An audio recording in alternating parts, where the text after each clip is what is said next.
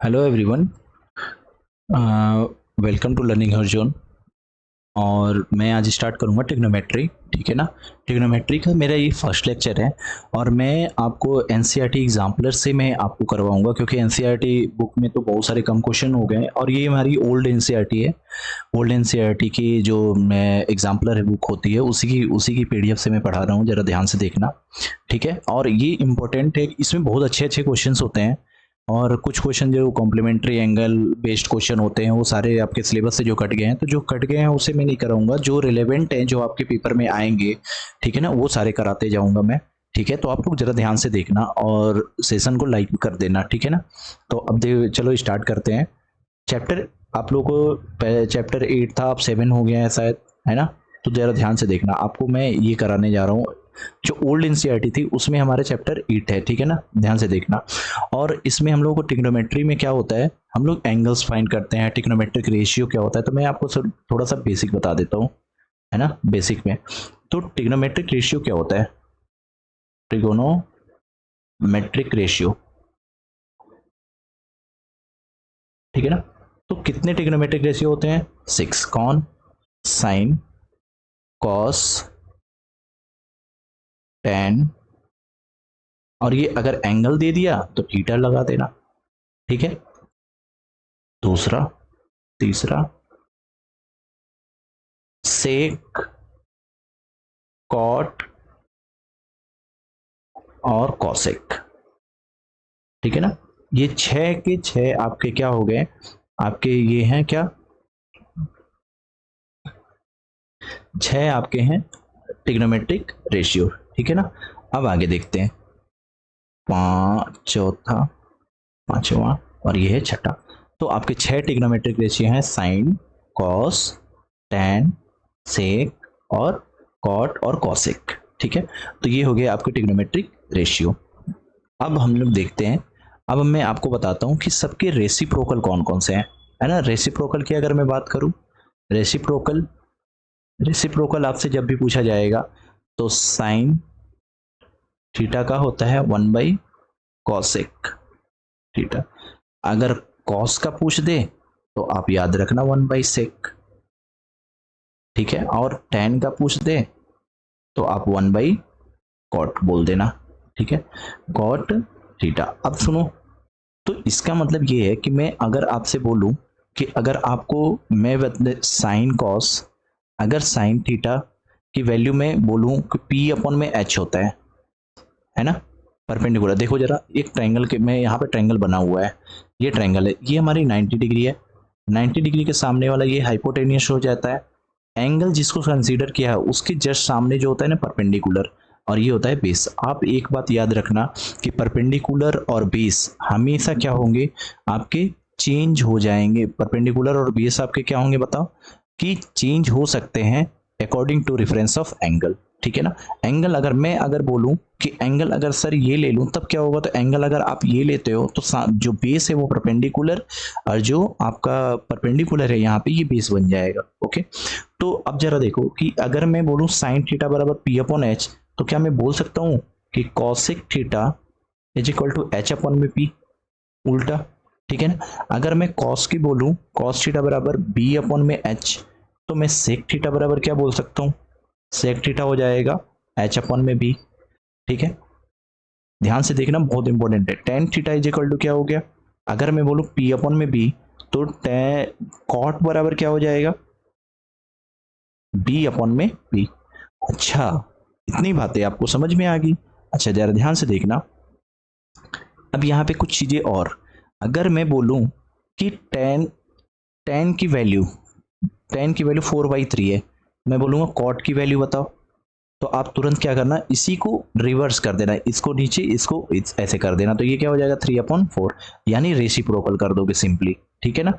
तो ये था आपका क्या, आपको बेसिक आइडियाज जो आपको करने हैं, और इतनी बेसिक थी। आप सभी डेटा क्या करोगे ये देख लो, इसी पे सारा अभी तक आज जो मैं लेक्चर पढ़ाऊंगा इस पे बेस्ड जितने भी क्वेश्चन है वो कराऊंगा। ठीक है ना, इस पे बेस्ड जितने भी क्वेश्चन है इसी पे करेंगे।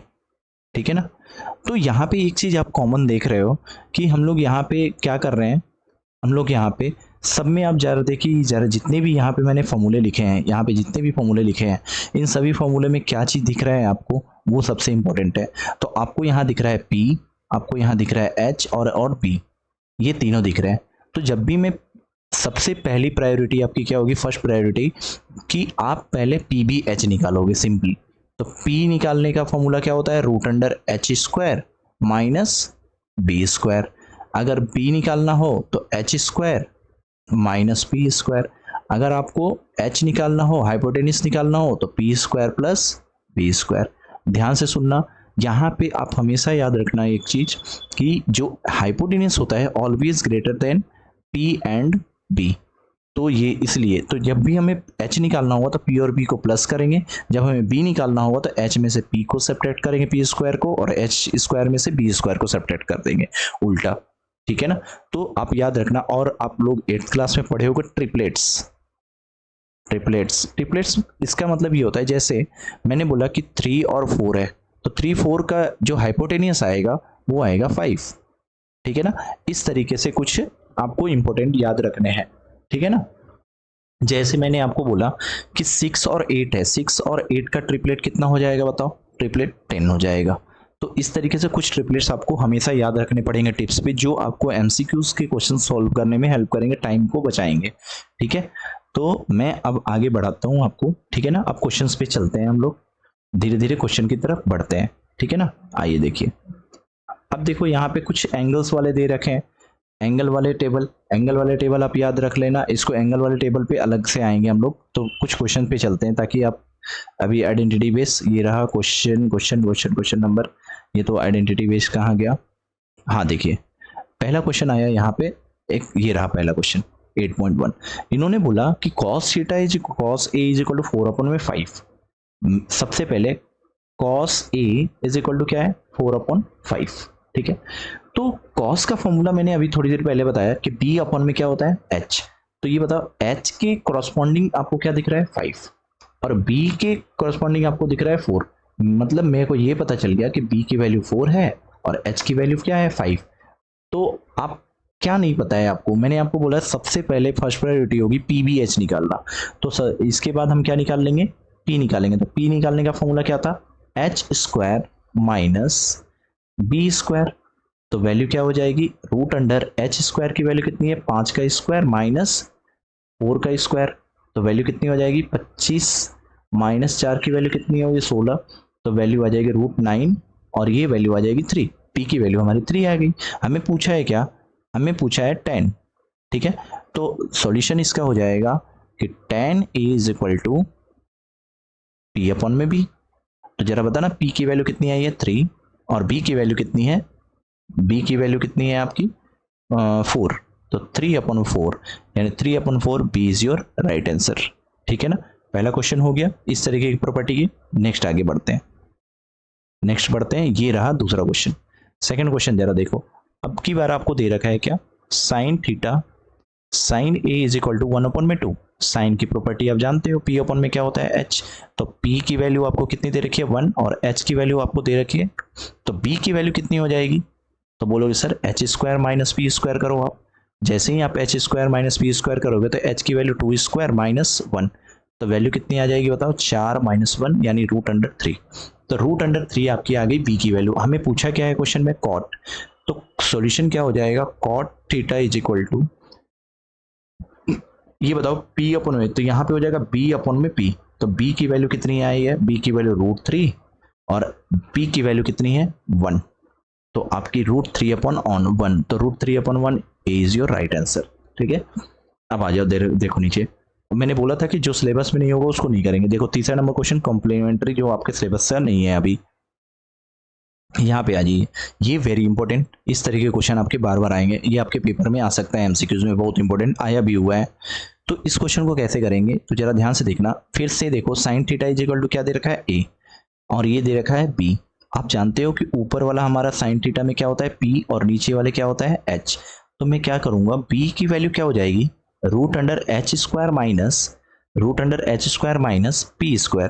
तो वैल्यू कितनी हो जाएगी, H की वैल्यू कितनी है, B माइनस A²। अब जरा ध्यान से सुनना, मेरे को B², आपसे पूछा गया है cos थीटा, ध्यान से देखो, कॉस थीटा पूछा है, तो कॉस थीटा की वैल्यू क्या होगी? आप देखो जरा, कॉस थीटा आपको क्या होता है, सॉरी आप ये हो जाएगा कितना, कॉस थीटा की वैल्यू हो जाएगी कितनी, कॉस थीटा, कॉस थीटा की वैल्यू हो जाएगी हमारी कितनी, कॉस थीटा बी अपॉन में एच हो जाएगी क्या? तो अब जरा ध्यान से देखो, बी की वैल्यू से नहीं, हमें एच की वैल्यू से देखनी है। एच की वैल्यू सबसे पहले देखो, मैंने जब भी ऑप्शन वाले क्वेश्चन आते हैं तो आप पूरे क्वेश्चन को सॉल्व मत करें, टाइम अगर आपको बचाना है तो आप क्या करोगे कि देखिए एच की वैल्यू क्या है हमारे पास, बी, तो सबसे पहले डिनोमिनेटर में देखिए बी किसके पास है, सॉरी अपर में बी किसके पास है, तो बी मेरे यहां पर भी है, यहां पर भी है, यहां पर भी, यहां पर नहीं है, तो सॉरी मैं क्या बोल रहे हैं हम, हमारे पास क्या है, हाइपोटेनियस, हाइपोटेनियस ना, डिनोमिनेटर में हाइपोटेनियस है, हाइपोटेनियस के पास होना चाहिए बी, हाइपोटेनियस के पास हमें क्या होना चाहिए, बी, तो हाइपोटेनियस नीचे बी किसके पास है, इसके पास भी नहीं है, इसके पास भी नहीं है, इसके पास भी नहीं है, this is your right answer.